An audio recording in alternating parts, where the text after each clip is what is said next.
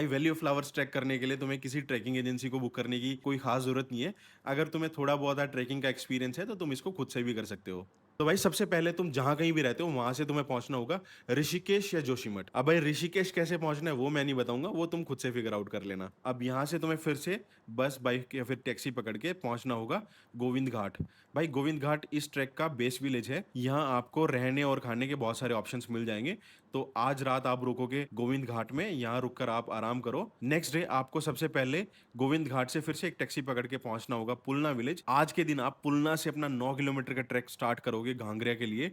और ये जो ट्रैक है भाई बहुत ही अमेजिंग रहने वाला है। इस पूरे ट्रैक में आपको बहुत ही सुंदर सुंदर नज़ारे देखने को मिलेंगे। बीच में एक बहुत ही खूबसूरत नदी भी आएगी जिसको आप एक ब्रिज की मदद से क्रॉस करोगे। इस पूरे रास्ते में आपको जगह जगह दूर कहीं पहाड़ियों में बहुत सारे झरने भी गिरते हुए नजर आएंगे। तो ये जो पूरा रास्ता है ये एक पक्का रास्ता है जहाँ पर आपको जगह जगह स्टेप्स बनी हुई मिलेंगी और इस पूरे रास्ते में खाने पीने की चीज़ों की कोई कमी नहीं है। अगर तुम्हारे पास बहुत सारे पैसे हैं तो तुम घांगरिया तक हेलीकॉप्टर राइड भी ले सकते हो, जो कि मैं बिल्कुल भी रिकमेंड नहीं करता। मैं तो यही बोलूंगा कि भाई चल के जाओ नज़ारों का आनंद लेते हुए। लेकिन अगर तुम्हारे पास पैसे हो और तुम इतना ज़्यादा चलने में सक्षम नहीं हो तो तुम गोविंद घाट से घांगरिया के लिए हेलीकॉप्टर राइड भी ले सकते हो, जो लगभग 3,500-4,000 रुपए में शायद मिल जाएगी। तो भाई जब तुम फाइनली घांगरिया पहुंच जाओगे तो तुम्हें यकीन नहीं होगा कि मतलब इतनी दूर पहाड़ों के बीच में घांगरे एक गांव नहीं भाई, एक छोटा सा टाउन जैसे बसा हुआ है। घांगरे के अंदर आपको पुलिस स्टेशन भी मिल जाएगा, एक छोटा सा हॉस्पिटल भी है और बहुत सारे होटल्स हैं। वहाँ पर एक गुरुद्वारा भी है और खाने पीने के तो भाई बहुत सारे ऑप्शन हैं। आप शाम के समय घांगरे की मार्केट ज़रूर एक्सप्लोर करो, मज़ा आएगा भाई। घांगरा से नेक्स्ट डे तुम्हारा ट्रैक स्टार्ट होगा वैली ऑफ फ्लावर्स के लिए। एंड मेक श्योर कि इस ट्रैक पर जाने से पहले अपना लंच ज़रूर पैक करवा लेना, क्योंकि वैली ऑफ फ्लावर्स में भाई खाने पीने के कोई भी ऑप्शन आपको नहीं मिलेंगे। और अपना पानी भी साथ में ज़रूर कैरी करना। घांगरे से थोड़ी सी दूर चलने के बाद ही तुम्हें दो अलग अलग रास्ते दिखाई देंगे, जिसमें से एक रास्ता ऊपर की तरफ हेमकुंड साहिब जाता है और दूसरा रास्ता जो कि लेफ्ट की तरफ आपको ज़्यादा दिखाई देगा वो जाता है वैली ऑफ फ्लावर्स। यहाँ से थोड़ा सा और आगे चलने के बाद तुम्हें एक चेक पोस्ट मिलेगा जहाँ पर तुम्हारी वैली ऑफ फ्लावर्स के लिए एंट्री होगी और तुम्हारे बैग्स वगैरह भी चेक होंगे। वैली ऑफ फ्लावर्स के अंदर ड्रोन्स बिल्कुल भी अलाउड नहीं है और यहाँ पर लाउड म्यूजिक भी अलाउड नहीं है, तो अपना स्पीकर और ड्रोन अपने रूम पर ही छोड़ कर जाओ। वैली ऑफ फ्लावर्स जाने के लिए तुम्हें लगभग 150 रुपए की एक एंट्री फी भी देनी पड़ेगी। वो फी देने के बाद तुम अपना ट्रैक स्टार्ट कर सकते हो। जैसे ही अब तुम वैली के अंदर एंटर करोगे तो तुम्हें फूल ऑलरेडी दिखाई देने शुरू हो जाएंगे और पूरा एकदम घने जंगल वाला रास्ता मिलेगा। यहाँ से थोड़ा सा आगे जाने पर ही तुम्हें पुष्पावती नदी का रौद्र रूप देखने को मिलेगा। मतलब क्या उफान से ये नदी ऊपर पहाड़ों से नीचे उतर रही है भाई, देखकर एकदम मजा ही आ जाएगा।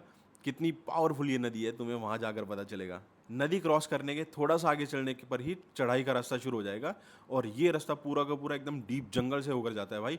इसमें तुम्हें इतनी शांति और क्रिकेट्स के साउंड सुनने को मिलेंगे कि मज़ा ही आ जाएगा भाई। तो भाई इस रास्ते को क्रॉस करने के बाद तुम्हारा लगभग सीधा सीधा सा ही रास्ता है और ये तुम्हें लेकर जाएगा वैली ऑफ फ्लावर्स तक। भाई जैसे ही तुम वैली के अंदर एंटर करोगे ऐसा लगता है जैसे एकदम बिल्कुल स्वर्ग में ही पहुंच गए हो।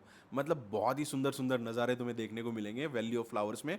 ऐसा लगता है जैसे धरती ने पूरी एकदम फूलों की चादर सी ओढ़ ली हो। तो यहाँ जाने के बाद तुम्हारा मज़ा ही आ जाएगा। यहाँ से थोड़ा सा और आगे जाने के बाद बहुत बड़े बड़े से दो रॉक्स भी आपको देखने को मिलेंगे, तो वहाँ पर भी आप रुककर थोड़ा सा आनंद ले सकते हैं। वैली के अंदर तुम्हें लेडी जॉन मार्गरेट की ग्रेव भी मिलेगी, जिनकी 1939 में अनफॉर्चुनेटली फ्लावर्स कलेक्ट करते समय एक रॉक से फिसलने के बाद यहीं पर मृत्यु हो गई थी और उनकी बहन ने आकर यहाँ पर उनकी ग्रेव और एक मेमोरियल बनवाया था। वैली ऑफ फ्लावर्स में तुम्हें चारों तरफ बहुत सुंदर सुंदर नज़ारे देखने को मिलेंगे, लेकिन मैं रिकमेंड करता हूँ कि भाई तुम लास्ट तक जाना। लास्ट तक जाने पर तुम्हें एक रिवर बेड दिखाई देगा, वहाँ पर पहुँचकर तुम थोड़ी देर बैठना और बैठने के बाद तुम्हें मज़ा ही आ जाएगा। मेक श्योर तुम दोपहर के बाद वहाँ से वापस चलना शुरू कर दो, क्योंकि 5 बजे तक तुम्हें वापस उसी चेक पोस्ट तक पहुँचना होगा जहाँ से तुम्हारी एंट्री हुई थी। 5 बजे तक अगर तुम चेक पोस्ट पर नहीं पहुँचते हो तो वहाँ पर जो रेंजर्स हैं उन लोगों को फिर तुम्हें ढूंढने के लिए वैली में जाना पड़ता है, तो अननेसेसरी ट्रबल हो जाती है यार।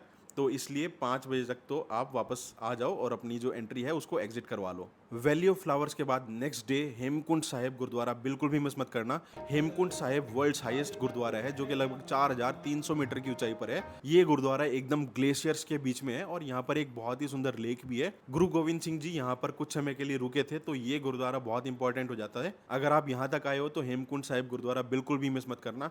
अनफॉर्चुनेटली जब मैं गया था तो भाई मेरी तबीयत खराब हो गई थी, जिसकी वजह से मैं हेमकुंड साहिब गुरुद्वारा नहीं जा पाया था। इसी वजह से मुझे एक बार फिर से वैली ऑफ फ्लावर्स जाना पड़ेगा ताकि मैं भी हेमकुंड साहिब गुरुद्वारा देख सकूं। वैली ऑफ फ्लावर्स और हेमकुंड साहिब गुरुद्वारा देखने के बाद आप वापस आएंगे घांगरिया, घांगरे से वापस जाएंगे गोविंद घाट और फिर वहां से बहुत सारी मेमोरीज के साथ अपने अपने घर वापस लौट जाओगे। तो भाई अगर आपको ये वीडियो पसंद आई है तो वीडियो को लाइक और शेयर जरूर करें, हमारे चैनल को जरूर सब्सक्राइब करें ताकि मैं ऐसी और वीडियोस आपके लिए लेकर आता रहूं।